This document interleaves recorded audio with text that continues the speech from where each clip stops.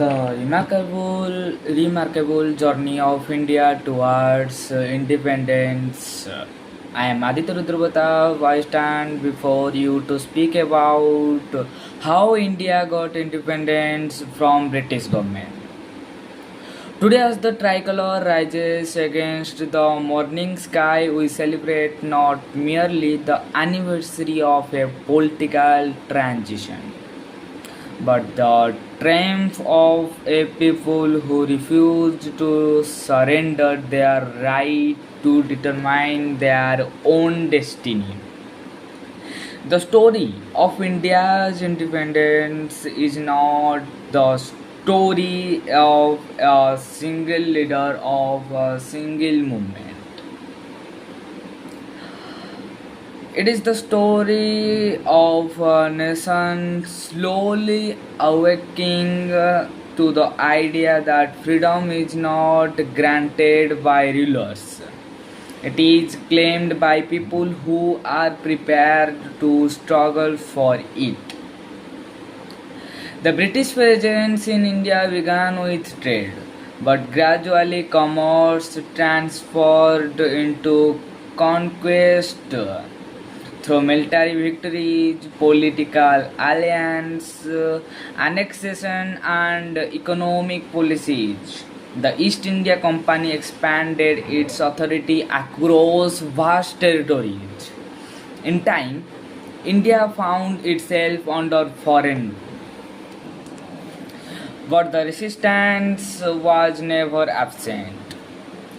The revolt of 1857 became one of the earliest great challenges to British power.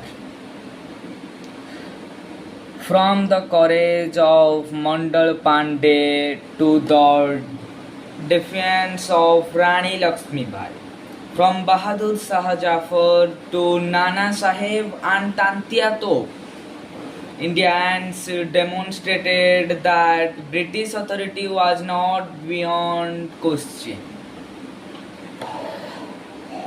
It, in the decades that followed, political consciousness grew. The formation of the Indian National Congress in 1885 provided an important platform for India's emerging nationalist movement. Leaders such as Dadabhai Naroji, Bal Gangadhar Tilak, Gopal Krishna Gokhale, Lala Lajpat Rai, and Bipin Chandra Pal contributed to development of Indian nationalism. Then the freedom struggle entered a new phase. Mahatma Gandhi transformed India's fight for independence into a mass movement. Through non-cooperation, civil disobedience, and the historic Dandi March, Gandhi demonstrated the extraordinary power of recognized non-violent resistance. His philosophy of satyagraha turned ordinary citizens into participants in a struggle against one of the most powerful empires of the age.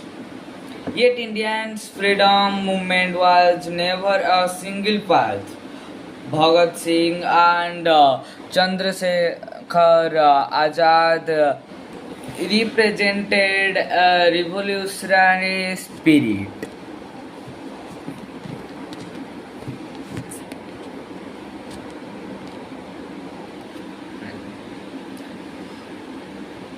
that inspired an entire generation. Subhash Chandra Bose, through the Indian National Army, sought to challenge British rule by another route. Different leaders followed different methods, but their destination was the same, a free India. And behind every famous name stood millions whose names History may never record farmers, workers, students, women, soldiers, writers, and ordinary families who endured imprisonment, hardships, economic suffering, and uncertainty.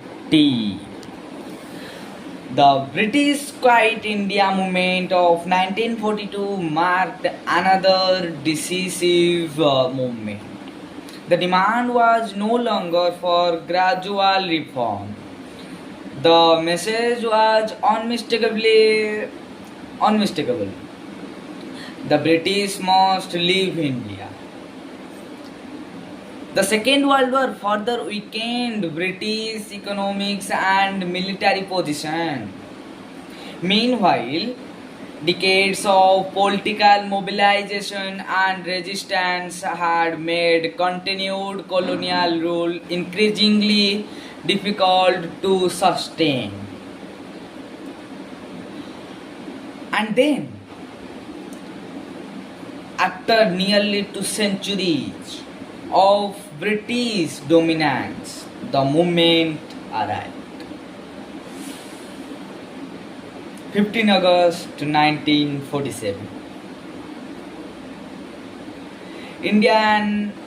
India awakened as an independent nation. But independence did not arrive without a profound tragedy. The partition of British India resulted in immense human suffering, displacement, and communal violence. Therefore, when we celebrate freedom, we must also remember its fright. My dear friends, our national flag is more than a symbol flying above us. It carries the memory of a struggle. It reminds us of those who stood against injustice, those who sacrificed their comfort for a future they would never see, and those who believed that India deserved to govern itself. Today we inherit the freedom they fought to secure. But freedom is not the conclusion of our responsibility. It is the beginning of it. The generation before us fought to free India from colonial rule. Our generation must fight ignorance, inequality, corruption, intolerance, and indifference. Education defeats ignorance, unity defeats hatred, integrity defeats corruptions, and innovation defeats stagnation. They dreamed of an independent India. It is our responsibility to build a worthy India. So, on this Independence Day, let us not merely remember our freedom fighters. Let us understand their courage. Let us value their sacrifices. And above all, let us become citizens capable of carrying their unfinished dreams forward. Because the greatest tribute we can